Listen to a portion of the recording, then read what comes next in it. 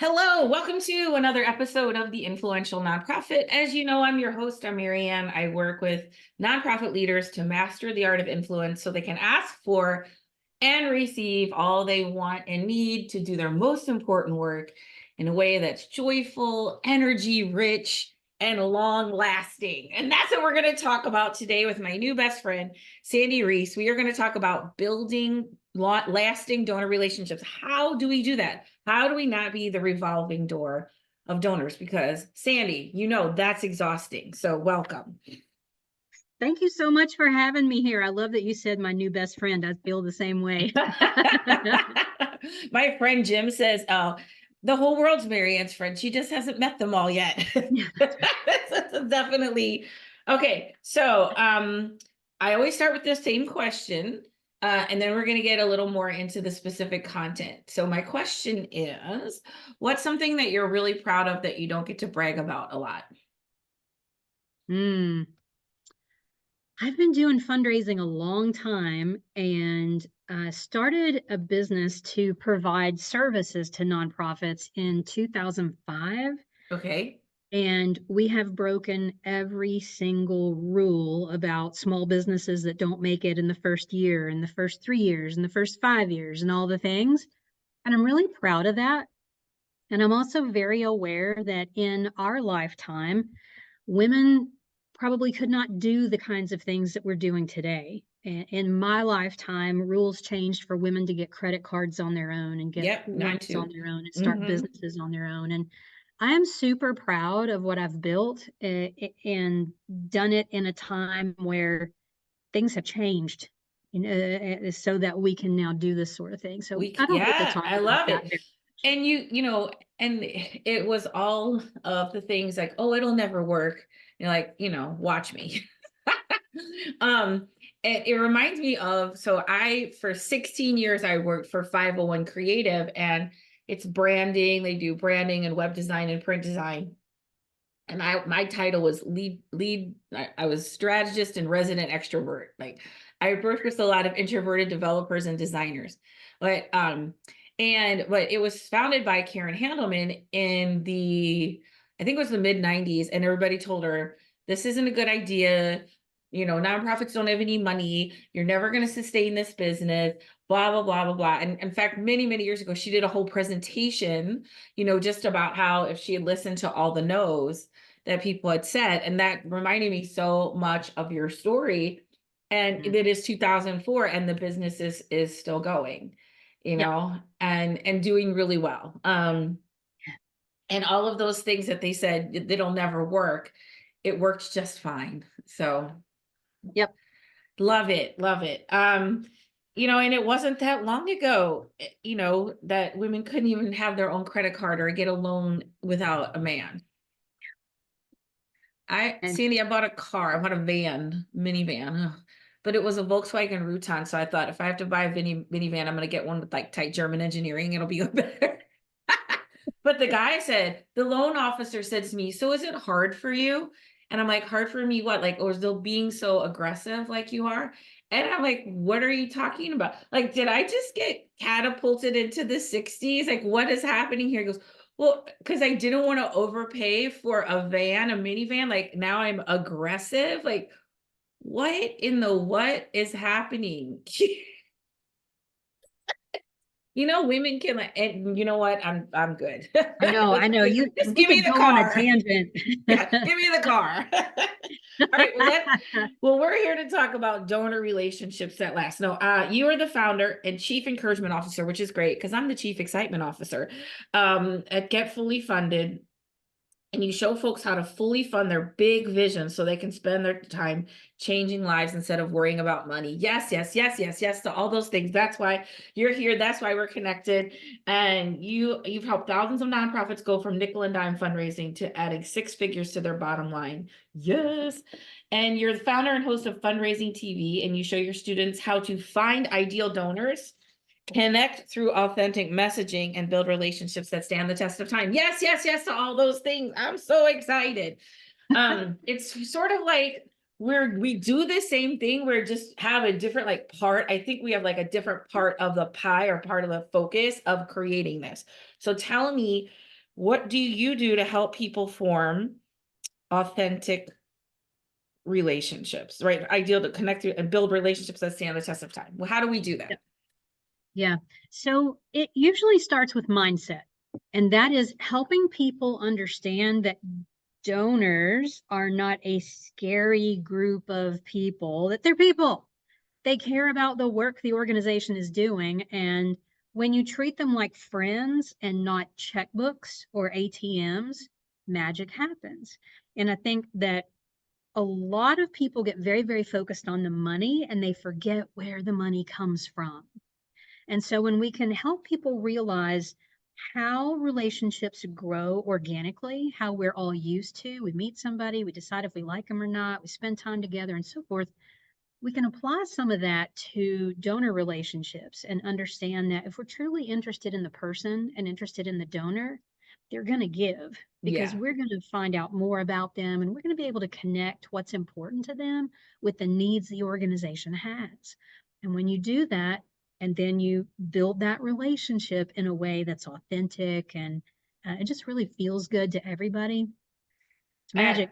there's so much magic in what you just said. And I want to start with the idea of, you know, put the relationship first and the money will follow. That's one of like what I call Marianne's mantras: relationship first, the money will follow.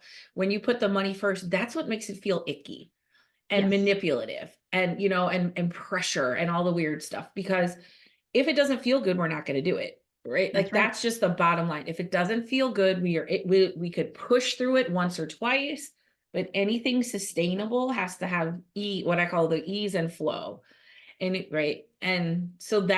that is the thing. The interesting thing is I mean, obviously you've been doing this a while. I've been doing this a while. We were taught to kind of do the opposite, right? Like I feel like when we were like it was, pitch, sell, convince, um, get that, get that money, close that deal.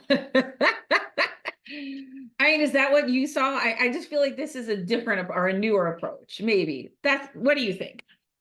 When I got into fundraising, there was nothing. There was no courses, no books, no training, nothing. It was like somebody handed me the budget and said, "Go raise this money. Good luck." And I was like, "What? What? What just happened? What am I doing here?" And I had to throw a lot of spaghetti at the wall. I had to try a lot of things to figure out what worked. And I noticed that I had a whole lot of donors who every time I would engage with them, like they would light up. They loved talking to me. They loved hearing about what was going on. And they would say, "Do you guys need anything?" And me being curious, I'd be like, I like this. I like that donors are interested. How do I get more of them doing that? Yes. How do to your point, how do I persuade more of my donors to be more interested in what we're doing and to say, how can we help?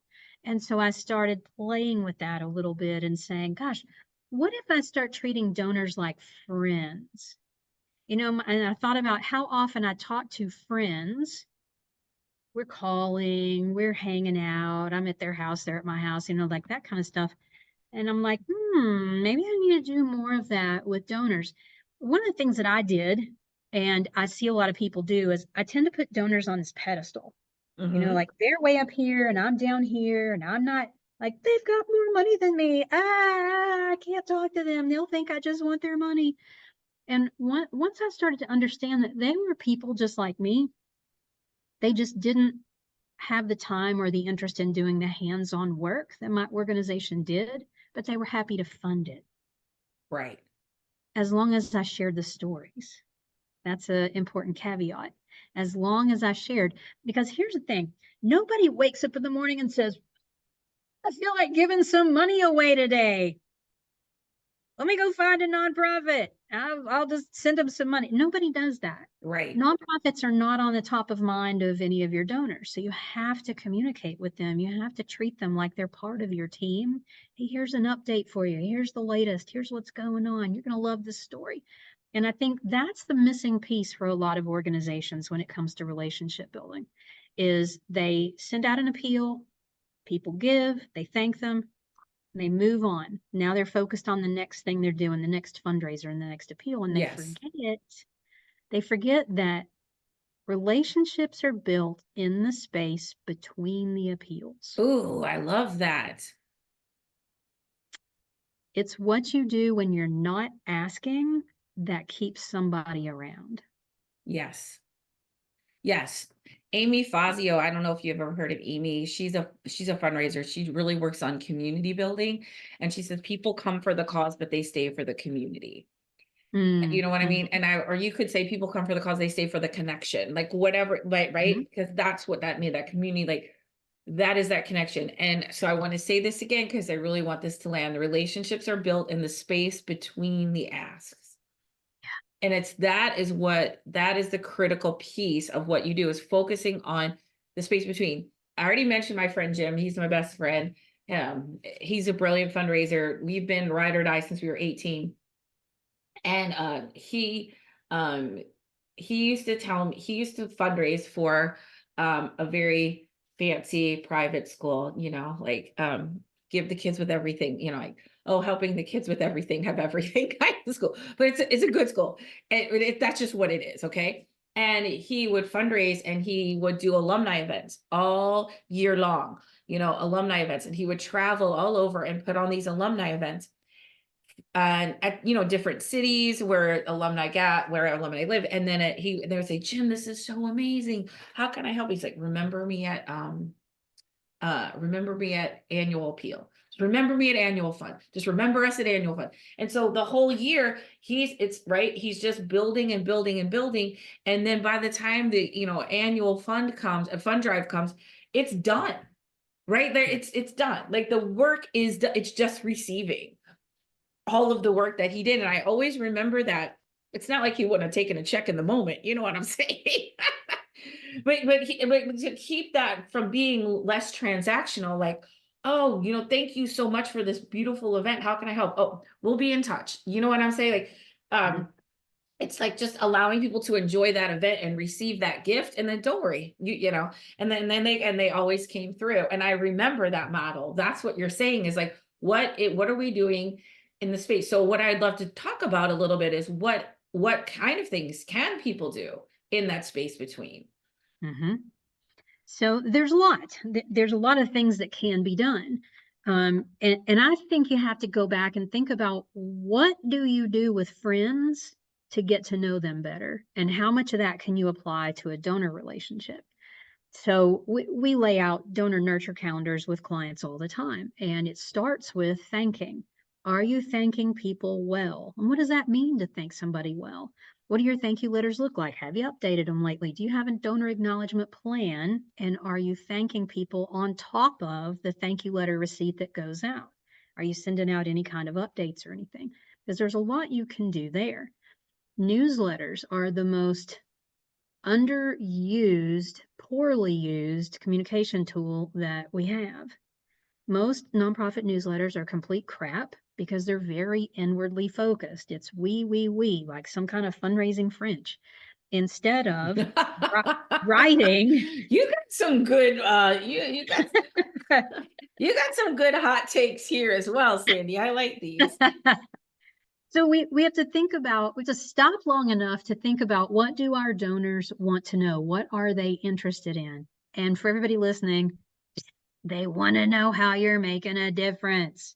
They don't care about the new staff you just hired. They don't care about the accreditation and the awards. They want to know how you're changing lives. They want to know a story that makes them feel good. My theory is none of us have enough feel good in our lives. We like humor, we like things that make us feel good. How many of us are scrolling through social media and we stop on stuff that makes us smile, it warms our heart? Donors are looking for that as well. So how about Yeah. in your newsletter, use those stories that make them feel good and make them proud to be a supporter. It's a small shift in the newsletter. Newsletters don't have to be real long. I like them when they're super short. Like I you're just want talking print or email or both. either. I just want to be able to read it, get the feel good, and move on. So I think that's a very underutilized tool. And then there's so much more you can do. There's handwritten cards, either for holidays that make sense to your audience or bigger holidays. Like I'm a big advocate of sending Valentine's Day cards to donors. It's a nice time to say, we love you for your support. Thank you so much. But then you can also look for holidays that are relevant to your cause. So Sure. we work with a lot of animal welfare organizations, and I just saw an email the last couple of days from Old Friends Senior Dog Sanctuary in Nashville. And I got them started doing this a couple of years ago. So it was Happy National Rescue Day. Yeah, that was just yesterday or the day before or Yeah. something. Yeah. Mhm. Yeah. So it's this really nice email. We couldn't do this without you. And right in the middle is a video. You click on it and the video shows you around. It's like a virtual tour of the place. And you watch the whole thing going, oh my gosh, that's amazing. And I thought, spot on. Well done. Way to go. That's a nice, nice thing to do in that space between the asks. Yes. Yeah. One of the things that I talk about is like releasing the outcome. And what I mean by that is, no, I'm just planting a seed, okay? Right? Like I'm just planting a seed and it's just that touch. And I don't really need anything back from it, right? Because there are times when you're like, yes, here's when we ask, but other times it's just like just saying hi, love you. And I love your analogy about friendships because that's what I always look to too. If I had a friend and every time we met, all they talked about was how awesome they were, or Or that person, they and, ask you for and something. they ask me for something. If they don't talk to me any other time, that's like my friend Leanne calls it. Those are email booty calls, like when you only send emails when you want to ask. You up? Hey, it's about just sending love without needing any, just to send the love, right? When I'm, because I teach people influence, and in influence, when I'm of value to you, you'll be of value to me. I don't have to worry, right? Is it going to come back? Because if I'm just loving on people and helping them feel seen, heard, loved, important, connected, it'll come back. And I feel like that is the thing, but underneath that is that trust, right? Yeah. That that feeling trusted and supported by the universe, whatever a spiritual entity you connect to. And I know I kind of went that way, but I think that's true. What do you think? Absolutely. Absolutely. If you think about how relationships are built on trust, then one of the most important things that any fundraiser can do is to really be purposeful about building trust with donors. And I love your saying of, if I'm of value to you, then you'll be of value to me. And one of the things that I find is that a lot of people they get hung up on that in terms of monetary value, and they say, "Oh, these donors just gave us X amount of money. We need to send them something. We need to send them a cup or a bookmark or something like that." No, you don't. The value for that donor is in the Right. heartwarming. Mm-hmm. It's in how you make them feel. So it's about sharing the stories from the front line, or the videos, the photo, whatever you can share. In this case with Old Friends, it was this video tour and seeing those animals firsthand. That's a heart warmer. Yeah. And people love, for most of them, that's all they want. They just want to Yeah. feel I good. I I think if you just look in your own life, what do you connect to? Yeah. That's what you connect to. I want to go back to what you said. I want to get to authentic messaging, but before that, I want to go back to what you said about the newsletter and like whether it's and especially specifically email.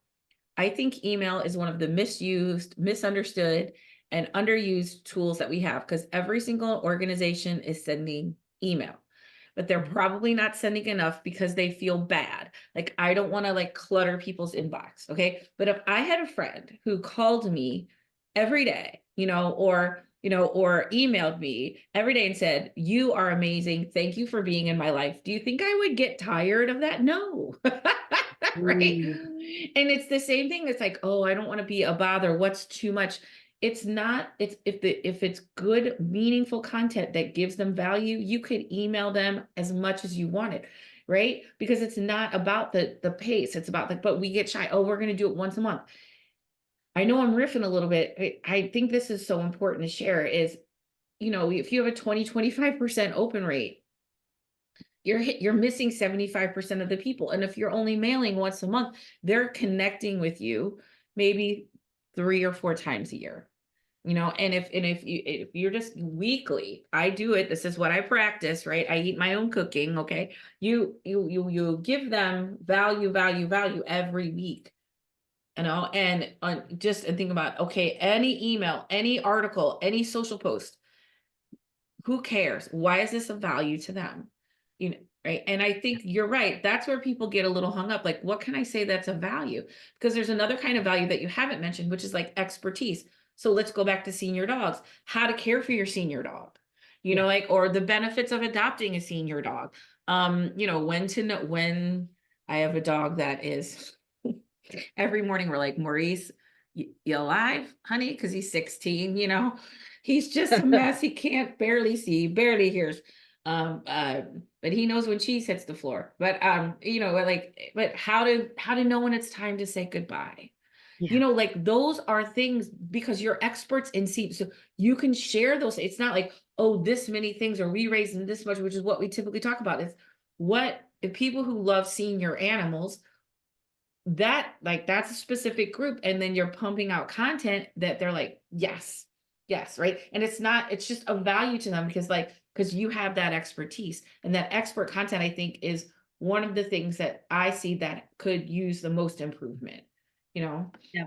Yeah, I agree with you. And I think that so many people are working so fast during the day and they're just trying to knock out as much as they can. And so social posts, emails, newsletters, all that stuff just boom, throw something in there so we can check the block that got done. And I think that's a huge disservice to donors. And I think if folks will just stop for a minute and think, like you just said, how about content? How about some of your expertise? Let's share that. The other thing that people have got to do is use fewer words. Fewer mm, words. One of the things we forget is that most people are reading email and newsletters on their yes, on their phone. phone. And so when you have more than a one sentence paragraph, it's daunting on your It looks phone like, screen. whoa. Yeah. And Scroll, scroll, and scroll, scroll.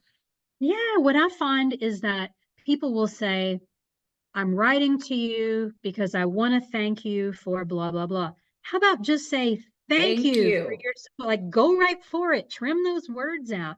Those words are not serving you, they're not adding any value.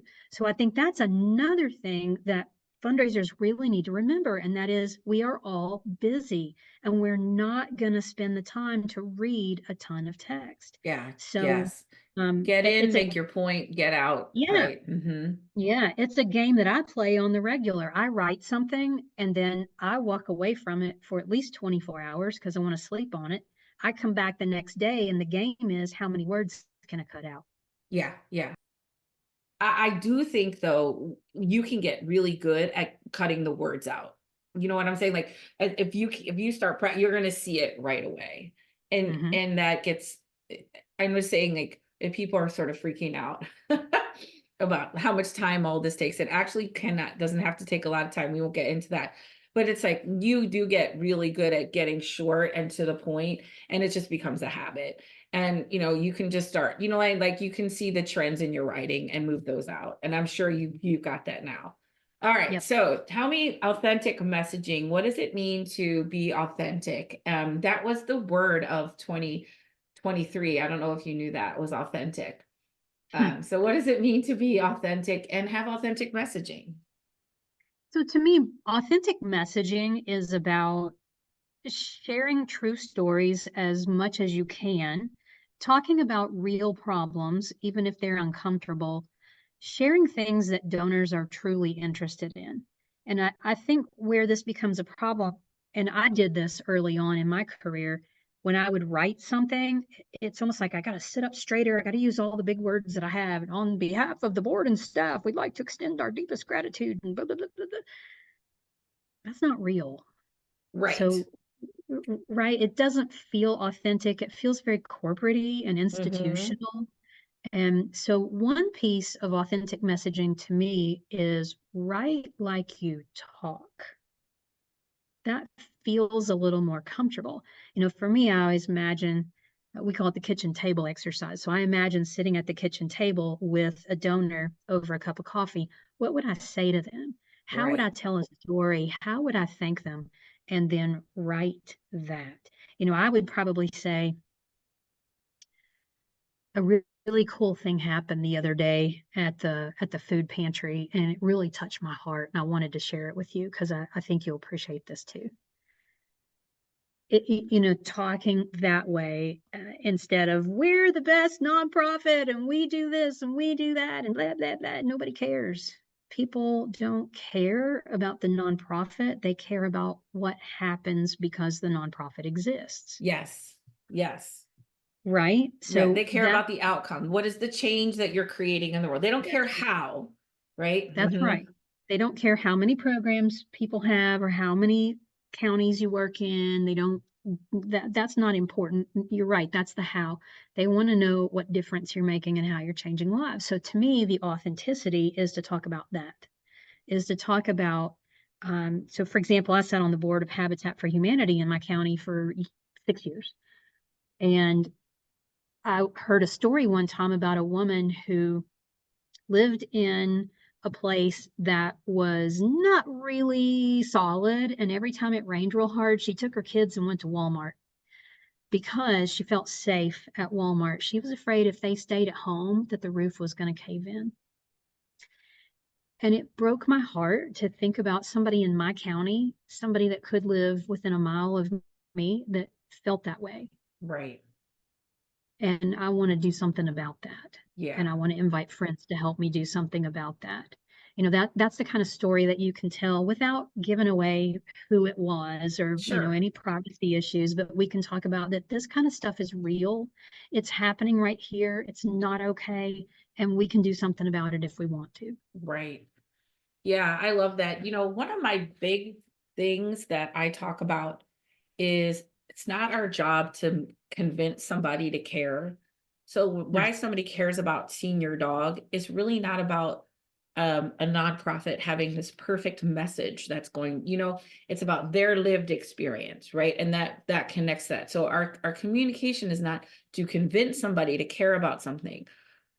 Our communication is to connect with those like-minded people and who Yes. get, yeah, yes, I feel that too. And typically that comes from our lived experience, right? Mhm. And I think that's one of the biggest things that you can shift from, to make your communication more authentic is stop trying to change people. Right? Like, because you can't, Right. but you can, but that's what authentic messaging does. It says, here's who we are, here's what we put in the world. If you align with this, let's talk. If not, go find your other thing. Yeah. That's okay. Because then people get hurt, like, oh, like, nobody cares. Yeah, they do. You just haven't found them yet. Yeah. That's true. Everybody thinks the grass is greener somewhere else, right? They absolutely do, Sandy. Everyone thinks we're really different. Do you ever like clients come to you? We're really different. All right, okay. All right, tell me how, because that's how they're feeling. Yes. Yes. And I get it. I think you're right that they do feel different. I think a lot of people get into fundraising without really knowing a whole lot about it. That was my story. And it was real easy to feel like the Lone Ranger, to look Yeah, around at other organizations in the community and go like, oh man, they just had a successful fundraiser and they just shared that they got a big grant and this one just built a new building and I'm over here struggling for the next $500 that I need to, buy supplies for programs or whatever. It's really easy to feel like the Lone Ranger. And the truth is, every organization started from scratch. Every organization started with nothing and they built it. They just learned how to tell their story and find those people who resonated with them. They learned and got more sophisticated in how they raise money and how they track information and all the things. Every organization can learn that. You don't have to have a winning lottery ticket or a Rolodex of right. millionaire friends Yeah. in order to fully fund your organization. Exactly. You get in there and it's the day-to-day work of Yep. just the seed planting every day. Yep. Um, I volunteer for Stray Rescue of St. Louis, and I'm a foster parent. And I started with this organization in 1997, and I remember being in somebody's living room for a board meeting, and we had like $600 in vet bills and $400 in the bank, and we're like, oh, what are we doing?